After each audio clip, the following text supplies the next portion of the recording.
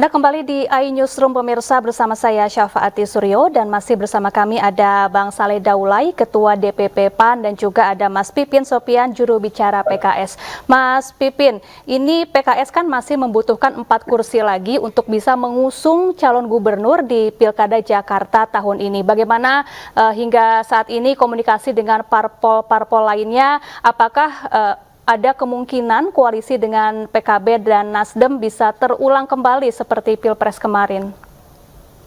Ya, bagi kami tugas untuk mencari mitra koalisi ini sebetulnya tidak hanya ke PKS, tapi nanti Pak Anies juga kami tugaskan untuk mencari mitra koalisi. Jadi bagi kami memang dukungan kepada Pak Anies adalah bersyarat ketika wakilnya adalah Pak Muhammad Sohibul Iman. Jadi bagi kami juga kombinasi aman ini juga sudah dikomunikasikan dengan partai-partai lain dan kami mendapatkan sinyal positif ya dari beberapa partai politik terhadap dua pasangan ini. Jadi Pak Anies dan Pak Sohibul Iman ternyata akseptabilitasnya juga bagus di kalangan elit partai politik dan kami dari PKS akan mengusahakan agar elektabilitasnya juga tinggi sehingga jauh-jauh hari kami dari sekarang kenapa sudah mulai mengumumkan pasangan Anies Sohibul Iman ini karena kader PKS, pengurus PKS dan para relawan akan bersegera untuk mensosialisasikan Anies Sohibul Iman ini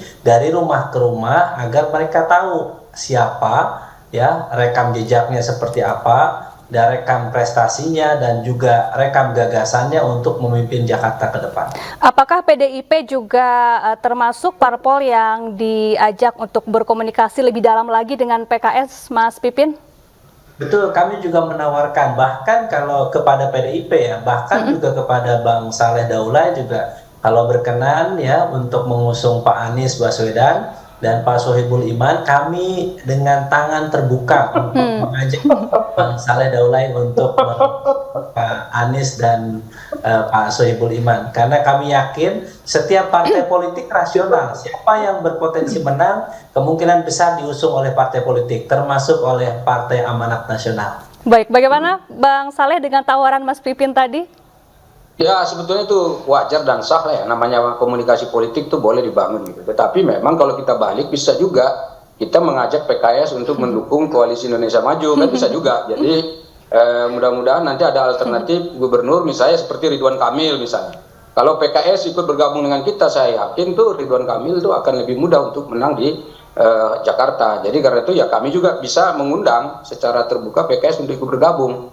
Nah, karena apa? Karena memang hitung-hitungan Pilkada Jakarta ini agak unik ya, agak unik. Nah, jadi karena itu partai-partai di samping dia punya anggota legislatif, tapi partai-partai juga punya jaringan pendukung di seluruh struktur organisasi masyarakat dan juga segmentasi masyarakat. Jadi karena itu ya ini sangat penting. Jadi kalau misalnya tadi Kang Pipin ngajak PAN, ya kita sekarang terbalik. Ya kita balik dulu. Bagaimana kalau PAN dan koalisi kita mengajak PKS untuk bergabung. Jadi selama ini kan PKS mendukung terus nih. Nah sekarang gimana kalau misalnya dukungan itu kita hitung lagi balik gitu, seperti apa tawaran yang akan diberikan oleh koalisi ada kami. Saling ajak mengajak nih ya. Baik Mas Pipin, apakah memang rasanya gitu, sulit atau mustahil untuk mengawinkan PAN dengan PKS di Pilkada Jakarta ini? Tidak mustahil, sebab apa? Kami dengan PKS selama ini kerjasamanya bagus. Di DPR itu ya, di parlemen, kami dengan PKS itu selalu seiring sejalan. Banyak pola pikir kami yang sama, seiring gitu loh. Jadi karena itu dari sisi gerak langkah berpolitik itu sebetulnya nggak jauh beda. Dulu PAN dengan PKS ini, dulu PKS pernah ikut bergabung di fraksinya PAN, itu coba dicek dulu tuh. Jadi artinya kami dulu pernah satu. Nah sekarang kan tinggal mengurai kembali sejarah itu. Dan karena itu secara historis punya akar yang kuat, yang jelas gitu. Kalau misalnya PKS ingin bergabung dengan PAN gitu. Jadi mudah-mudahan ini bisa menjadi salah satu kunci untuk memenangkan pilkada di DKJ. Andai kata PKS dukungnya ke arah koalisi sini, insya Allah akan lebih cepat memenangkan pertarungan. Baik, Mas Pipin, apakah ini karena PKS kekeh gitu untuk mengusung Anies Baswedan sehingga tidak bisa menerima nama-nama yang sudah masuk dalam bursa Cagup dan Cawagup PAN, Mas Pipin? Ya, kami tentu merasa terhormat dan apresiasi ya terhadap tawaran Bang Saleh ya untuk bergabung usulan calon gubernur dan calon wakil gubernur dari Kim. Kami sangat menghormati itu dan tetapi memang pertimbangan itu waktu itu sudah kita bahas juga di internal pimpinan PKS, dan kami juga berhitung secara rasional ya bahwa kita mempertimbangkan satu adalah dari rekam jejak pengalaman. Nah, prestasinya seperti apa figur-figur yang ditawarkan. Yang kedua adalah dari sisi kapasitas dan kredibilitasnya seperti apa. Dan yang ketiga adalah elektabilitas, peluang menangnya seperti apa. Nah, dari situ kemudian kita melihat memang tokoh ya yang cocok untuk memimpin Jakarta ke depan.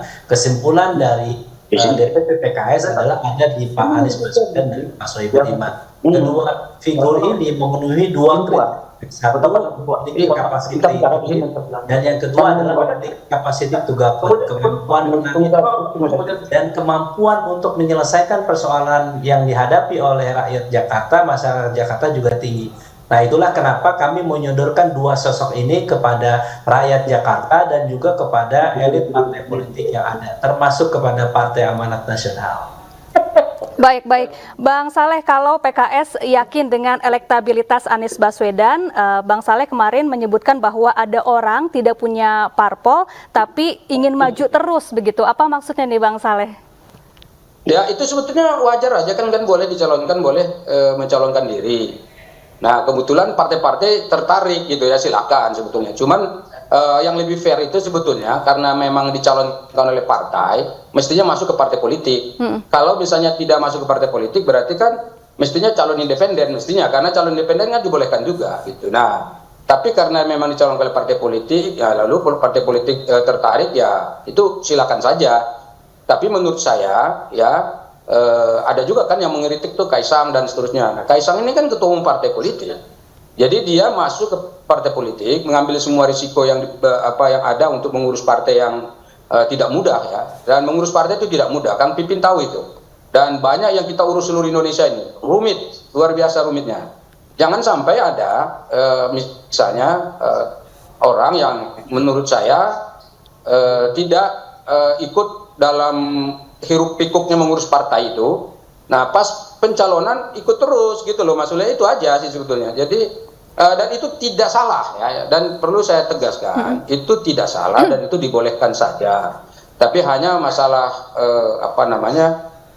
tadi kepatutan kita untuk melihat pencalonan-pencalonan seperti ini. Dan kami di PAN sebagai organisasi partai politik ya tentu punya calon sendiri. Wajar kalau kami punya calon sendiri. Seperti PKS punya calon Sohibul Iman. Nah, kalau itu murni kan calonnya PKS. Memang kader bahkan presiden PKS pernah. Wajar itu dan kami menghargai itu. Dan jangan-jangan kalau nanti presiden PKS ini gabung ke kita atau PKS gabung ke kita, bisa jadi calon gubernur atau calon gubernurnya Muhammad Sohibul Iman, kan bisa juga itu.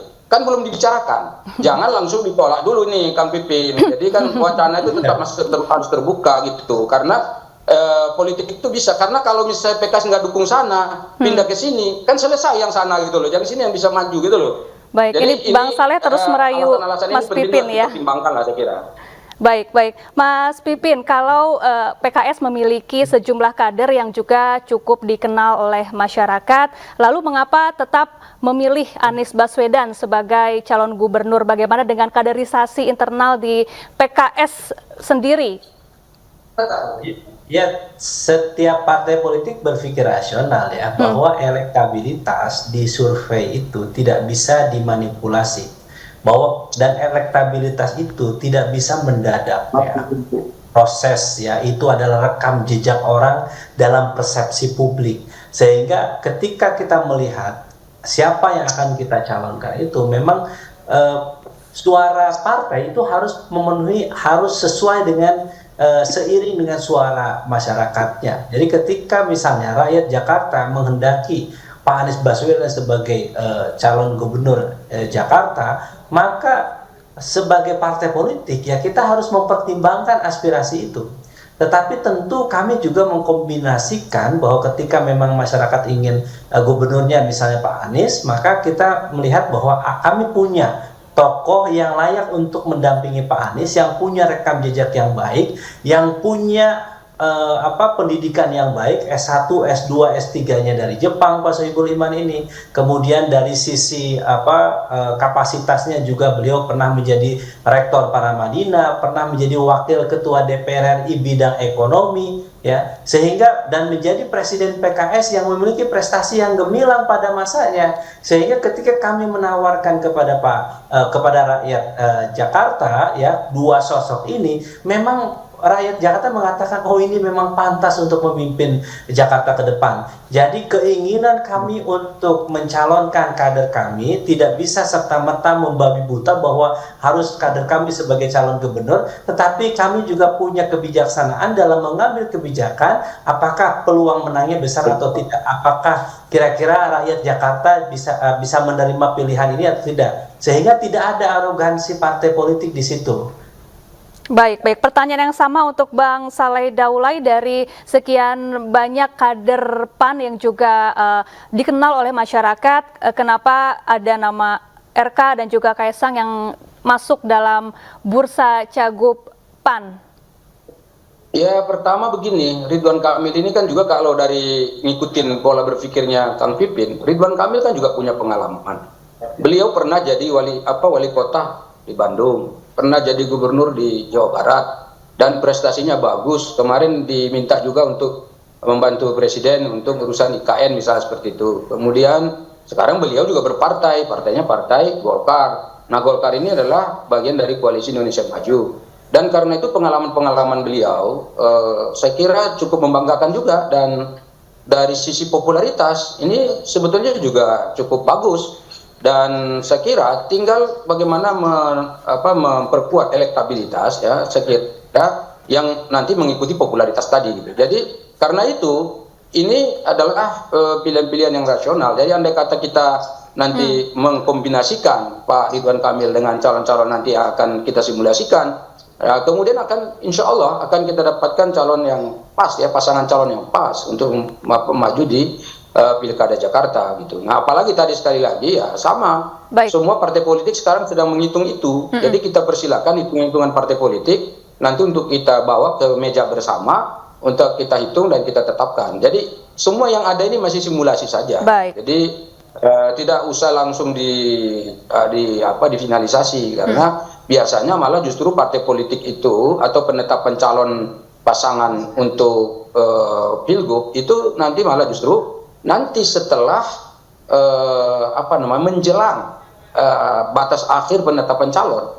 Nah, kemarin dulu pilkada DKI, ingatlah itu. Jadi itu juga sangat dinamis di akhir, di ujung penetapan. Betul, baik. Nah, saya yakin untuk yang sekarang di Jakarta malah lebih dinamis lagi gitu. Sebab hampir semua partai punya ini, Nasdem punya calon, PKB punya calon, PKS punya gitu.